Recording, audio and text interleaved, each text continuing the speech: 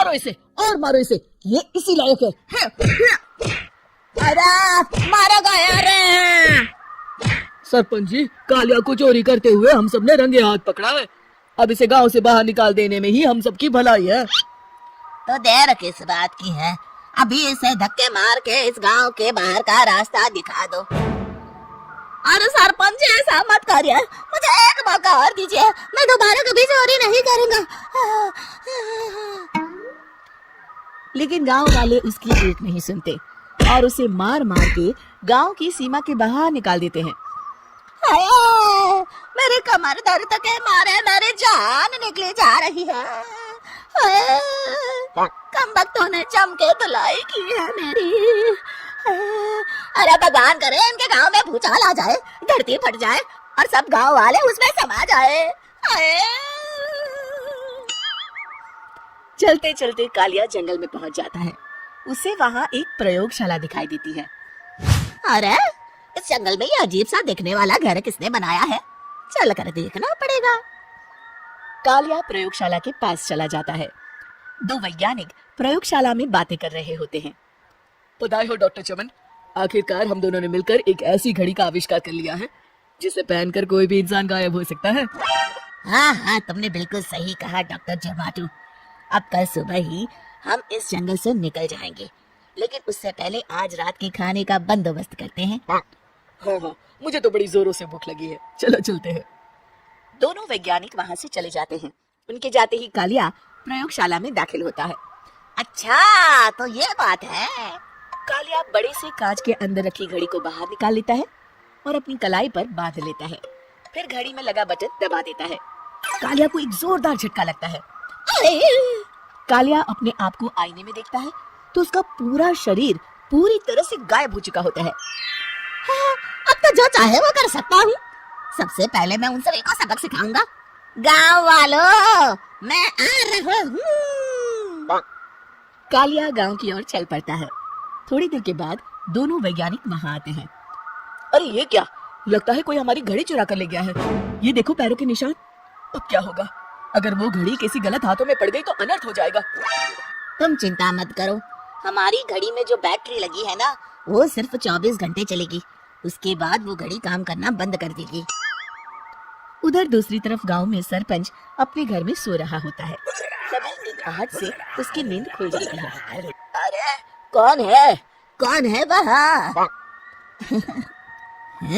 बड़े मजे से सो रहा है, आज मैं तुझे नहीं छोड़ूंगा। कालिया पास में पड़ा डंडा उठाकर सरपंच की पिटाई शुरू कर देता है।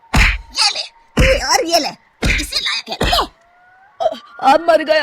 अरे ये क्या हो रहा है? अरे कोई बचाओ मुझे, मेरे घर में भूत आ गया है।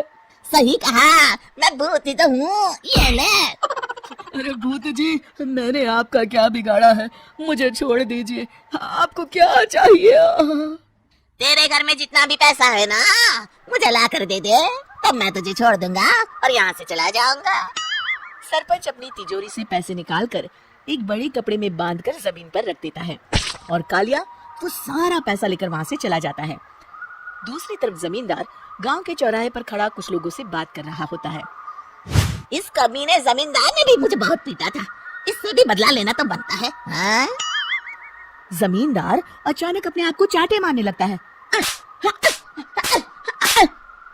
अरे भाई ये क्या हो रहा है? जमींदार साहब अब ठीक तो है ना? अरे मुझे नहीं पता भाई। अरे मर गए रे, ये तो पक्का किसी भूत प्रेत का काम है। जमींदार के अंदर कोई भूत आ गया है, इससे पहले कि ये हमारे अंदर आ जाए। मनोहर भाई, अपनी जान बचानी है तो भागो यहाँ से। ये क्या? अरे बाप रे बाप, मुझे तो भूतों से बड़ा डर लगता है, मैं तो चला यहाँ से। अगली सुबह इस घटना से पूरे गांव में दहशत फैल जाती है। सभी गांव वाले आपस में बात करने लगते हैं। अरे भाई, पता नहीं कहाँ से हमारे गांव में एक भूत आ गया है। उसने कल रात को सरपंच और जमींदार की खूब पिटाई की और उनके सारे पैसे भी लेकर चला गया। हाँ भाई हाँ, ये भूत तो मुझे बड़ा अजीब लगता है। मेरी समझ में नहीं आता कि भूत उन पैसों का करेगा क्या। अरे तेल में पकोड़े बना के तलेगा बेवकूफ। इस बात की चिंता करके कहीं वो भूत हमारे घर में ना आ जाए। तुम बिल्कुल सही कह रहे हो आर्या, मैं भी इसी बात से घबरा रहा हूँ। अच्छा अब मैं अपने घर जा रहा हूँ, तुम सब भी अपने अपने घर चले जाओ उस भूत का कोई भरोसा नहीं है। तीनों वहां से चले जाते हैं। दूसरी तरफ कालिया सारे पैसों को एक खंडर में छुपा देता है। इतने सारे रुपए तो मैंने अपनी पूरी जिंदगी में एक साथ कभी नहीं देखे। इस तरह कुछ दिनों में मैं अमीर बन जाऊंगा। आज मैं उस मोटे बब्बन को अपना शिकार बनाऊंगा। सुना है दहेज में बहुत सारे पैसे और गहने मिले हैं उसे। रात होते ही कालिया बब्बन के घर में घुस जाता है। मिल गई तिजोरी। अब जल्दी से इसे खोलकर सारे पैसे निकाल लेता हूँ। अरे खुल जा खुल जा।